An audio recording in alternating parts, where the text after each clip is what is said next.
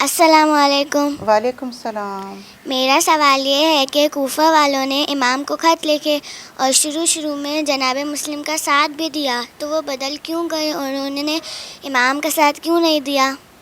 جی بیٹا، یہ حب دنیا اور دنیا کی محبت یہ انسان کے لیے بہت زیادہ خطرناک ہے۔ امام حسین علیہ السلام کے اس قیام میں اور عزاداری سید الشہداء میں یہ پیغام چھپا ہوا ہے کہ ہمیں اپنے قلب کو پاکیزہ کرنا ہے۔ جب محبت دنیا، جب ظالم کا خوف چھا جاتا ہے تو انسان اپنے عہد سے، اپنے وعدے سے پھر جاتا ہے۔ کوفے والوں نے خط لکھ کر امام کو بلایا تھا اور امام کے پاس 12,000 خطوط موجود تھے کوفے والوں کے، لہٰذا امام نے پہلے حضرت مسلم کو بھیجا تھا۔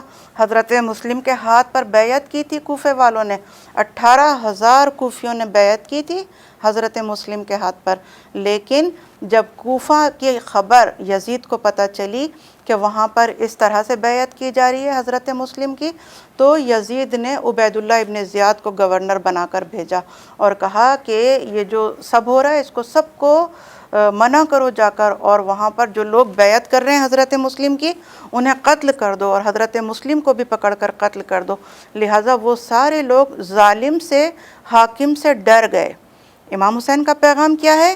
ہمیں کسی سے بھی ڈرنا نہیں ہے، جو ظالم ہے، جو باطل ہے، ہمیں ڈرنا نہیں ہے۔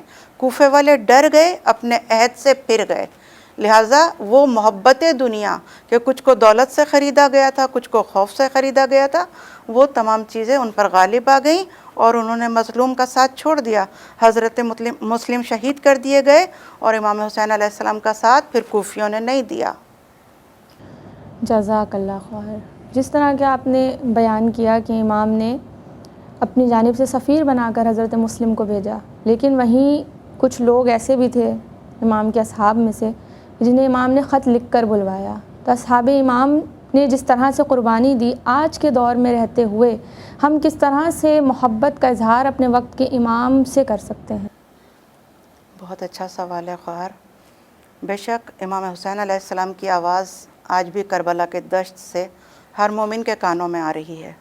امام نے کیا آواز دی تھی؟ حل من ناصر ینصرنا، ہے کوئی جو میری مدد کے لیے آئے؟ آپ سے اور مجھ سے بھی سوال ہے، کیا ہم امام حسین علیہ السلام کی مدد کرنا چاہتے ہیں؟ یقیناً ہم کہتے ہیں نا فَيَا لَيْتَنِي كُنْتُ مَعَكُمْ فَأَفُوزَ فَوْزًا عَظِيمًا، کاش کہ ہم کربلا میں ہوتے اور اس مرتبہ عظیم پر فائز ہوتے۔ تو لہٰذا ہمیں حجت خدا کے لیے، امام عصر کے لیے اس فرش عزا سے اپنے ساتھیوں کو تیار کرنا ہے، ہمیں آمادہ ہونا ہے کہ امام کا ظہور ہونا ہے، لہٰذا کربلا سے لے کر ظہور تک کی آمادگی اور تیاری عزاداری سید الشہداء کے ذریعے ہم سب کو کرنی ہے۔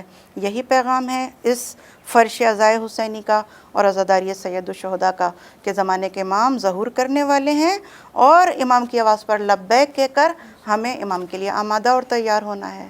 بالکل درست۔ اسی کے ساتھ بڑھیں گے اپنے آخری سوال کی جانب۔